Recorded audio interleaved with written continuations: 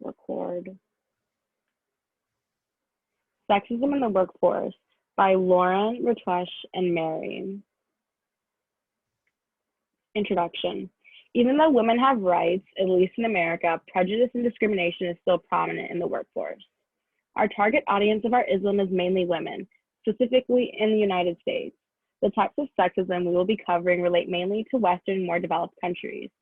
The information that we will be providing may not pertain to women in other countries. Even though our topic is about women, that does not mean that men don't experience sexism.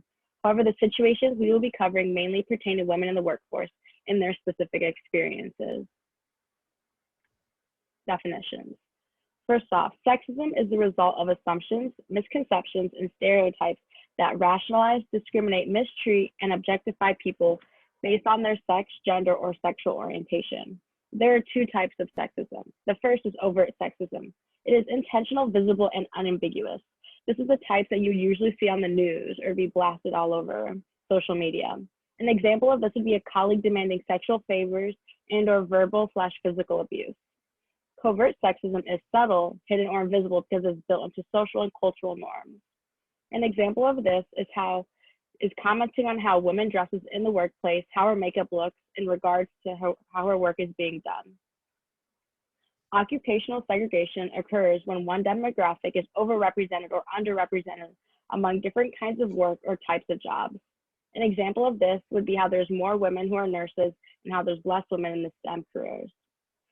The motherhood penalty are stereotypes that women are the primary caregivers and that it is their duty to be at home and raise children, which means that working moms are perceived as being less committed or competent than other employees, and this can infringe when they apply to work for jobs. Lastly, the wage gap is a numerical dollar amount for the gap between sexes in the workplace. As stated in the previous slide, the wage gap is a numerical dollar amount in which there is a gap between sexes in the workplace. For context, a woman working full-time year-round earned about $11,000 less than her male counterpart on average in 2018. If this wage gap were to remain unchanged, she would earn about $400,000 less than a man over the course of a 40-year career. For workplace discrimination to be considered illegal, it has to be in the terms and conditions of your employment. Basic discrimination we see is covert sexism, such as being insulted, called derogatory names or slurs because of your sex, or being intentionally or repeatedly called a name or referred to by different pronouns or gender that you do not identify with. There are many policies that enable sexism in the workplace. Not all gender discrimination is intentional or explicit. It could still count as discrimination if your employer does something that ends up excluding or harming workers of a particular sex without intending to.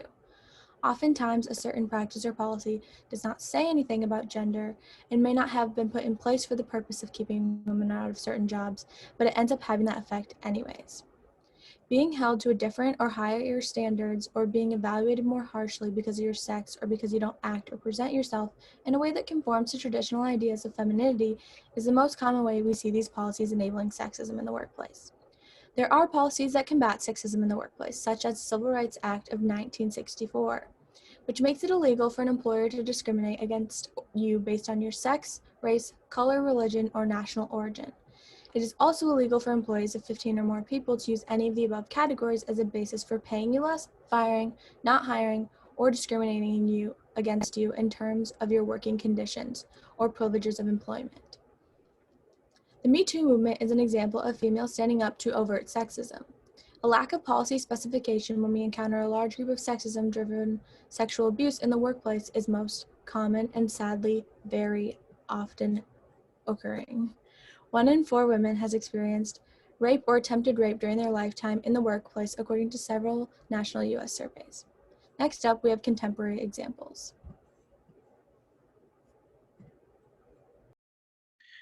The most notable contemporary example of sexism operating in the workplace is the gender pay gap.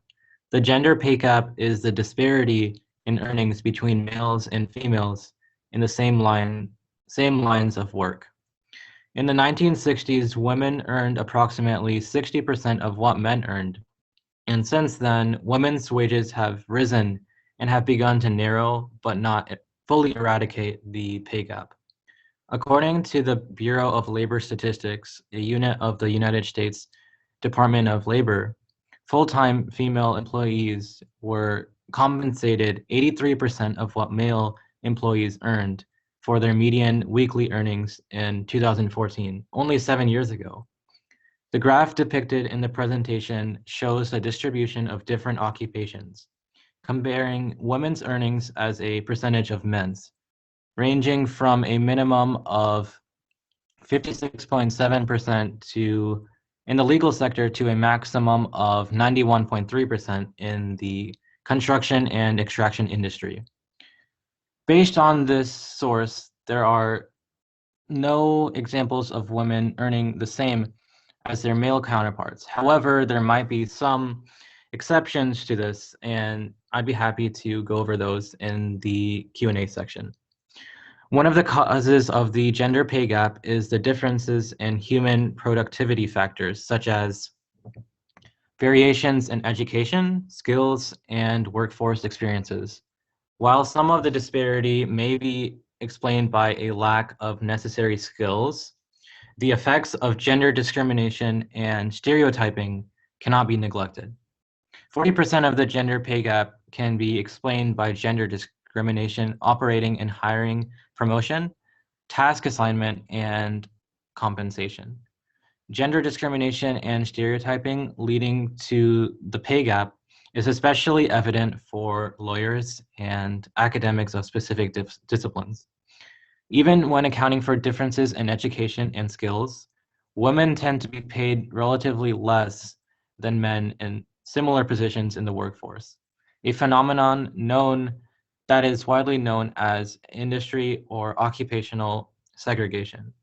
Occupational segregation occurs when one demographic is overrepresented or underrepresented among different kinds of work.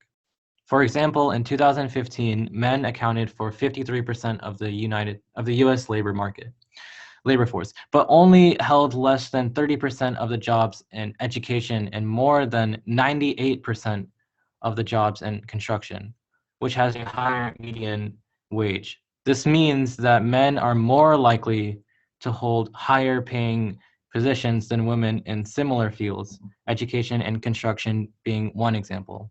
In total, occupational and industry segregation accounts for roughly half of the gender pay gap. Finally, another contributing factor to the gender pay gap is the motherhood penalty.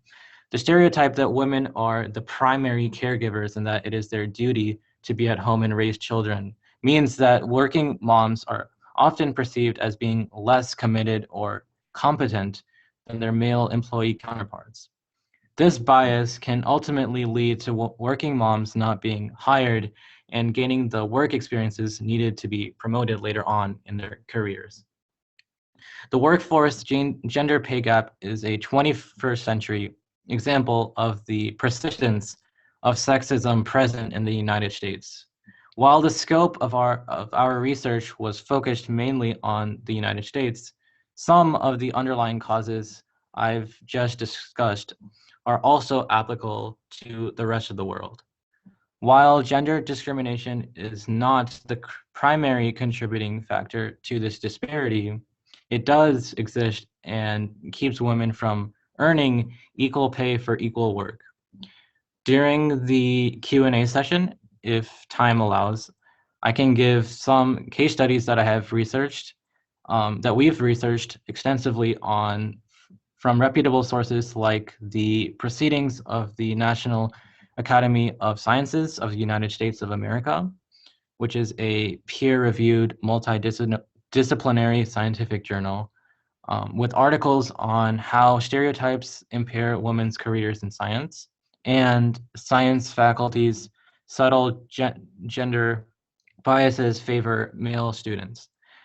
I can also give some testimony from Anne Farragher, a lifeguard who filed a lawsuit against the city of Boca in the notable Supreme Court case Farragher versus City of Boca Raton, 1998, which was in 1998. Thank you for the pleasure of your time.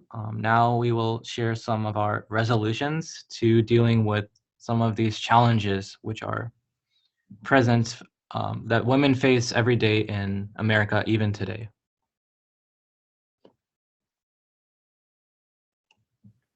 So our first resolution is more transparency. There needs to be more discussion about sexism in general and how it can impact you. Maybe a course on high school or college for both men and women. A lot of the time, some people either don't know they're experiencing discrimination or they're the ones actually discriminating people. And knowledge is power. So hopefully if there's a class about it, less of it can happen, or at least people can be aware of what's going on around them. Our second resolution is regarding the gender pay gap, some sort of bill or law that requires public businesses to list what their employees are being paid so they can be held accountable if there are discrepancies. An example of this is the Paycheck Fairness Act. And obviously this has helped, but if the gender pay gap is still going on, obviously there still needs to be stuff done. And then our last resolution in regards to HR should be taken seriously in businesses and be investigated properly by a second party so there is no bias. So in big companies, they have a whole HR department which handles any types of issues. But like if the HR company works for the major company, then their loyalties lie to that company instead of the employee who is like bringing up such charges. So we think that a second party would be better and there'd be less bias. Thank you for watching our presentation. Here's our works cited, and I hope you enjoyed.